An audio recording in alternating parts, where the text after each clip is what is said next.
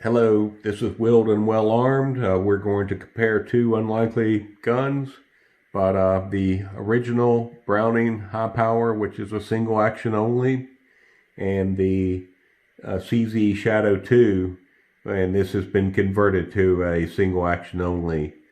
The Browning High Power was completely redone. This is an old 1991 surplus from Israel. And MK3 Firearms out of Las Vegas completely did a ground-up restoration on this, everything I wanted to do. So this was a great shooter, had real tight groupings before MK3 got a hold of it. Before I sent it to them, I went with all the SFS safety on it and all the internal parts from BH Springs Solutions. The Shadow2 is all original. There are no additional parts except for the grip and the single action only trigger. Both those are from Armory Craft. So first of all, we'll take a deeper look at the Browning High Power. This does have Pachmayr grips on it. It does have a Magwell that was from CNS Cylinder and Slide. MK3, Kevin completely worked that out. The magazine jumps right out. It has the magazine disconnect removed.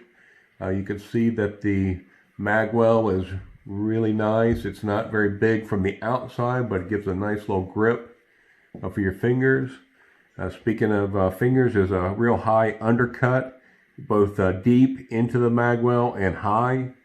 Gives you another thing that came from BH Spring Solutions is the ambi mag release. So instead of pushing a button, you pull down and that releases the magazine. Also there's the ambi safety, so that safety can be put on from left to right. This is the original trigger, the original Browning High Power trigger, and MK3 Firearms straightened it and they made it into a two-stage trigger. I'll show you how that looks and feels. They also, Kevin also put in the RMSc. He milled that very nice and low, and the way the shield works is it has a notch in there, and Kevin put the proper front sight on by Trijicon, so there's a nice dot up there, but that lines perfectly with the notch, so there's no point in keeping the rear sight. During shipping, this sight really took a hard blow. You can look out at that big dent on the shield. It's a pretty robust a red dot. The glass was not affected. I didn't even see it from the rear, but you can look down there and see the red dot, I think. But it's very easy to see. This red dot is kind of the second generation by Shield, and it's not adjustable. There's not the two stages, but it's very reliable. Also, Kevin at MK3 put this, this was my Picatinny rail that I sent, and unfortunately it does point up a little bit, but it is a good place to put a light on there. This is a nice weight gun. It's not nearly as heavy as the Shadow2, so we'll weigh it. Ounces, 29.8, so that's a fairly light gun. You could carry this fairly easy. And then in grams, that's 800 or 845. We'll pop on the CZ. That's 46.5.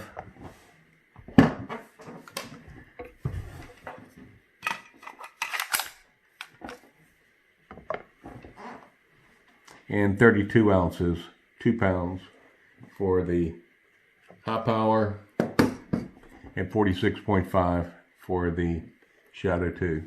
So let's do some trigger comparisons between the two. We have the Lyman trigger gauge.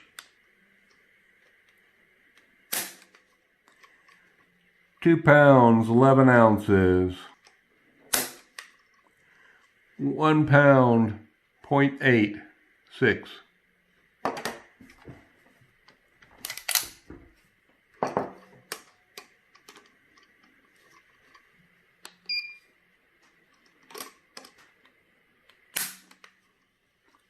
2 pounds, 0.7.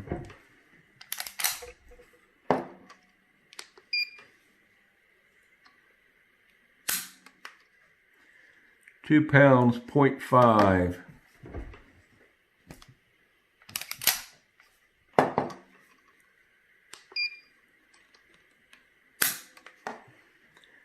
2 pounds, 0.3. Last one.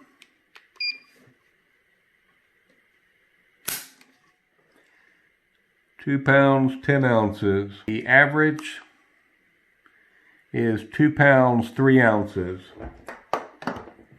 Now for the Shadow2, 1 pound, 6 ounces. 1 pound, 8 ounce. 1 pound, 2 ounce. 1 pound, 14 ounce. 1 pound, 9 ounce. So the average on the CZ is, that was 1.95 ounce was the average.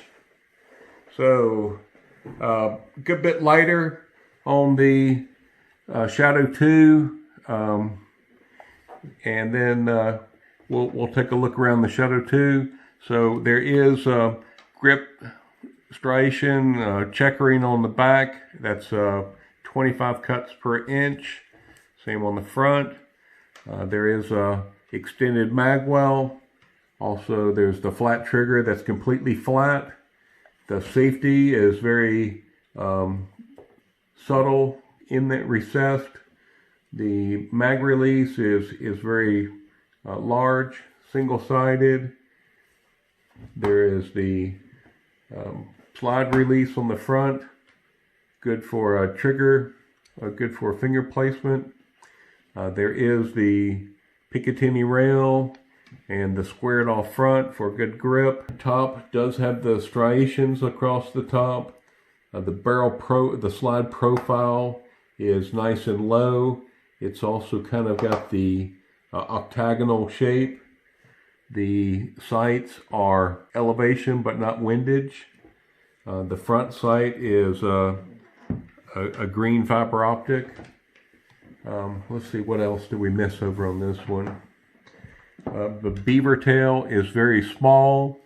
The hammer is the SFS hammer, so you don't get any hammer bite by that hammer. You can see how it feels in the hand, how it feels in the grip, how the fingers really fits perfect in there. There is not any striations across the front. It's not squared off or anything. The trigger profile is straight.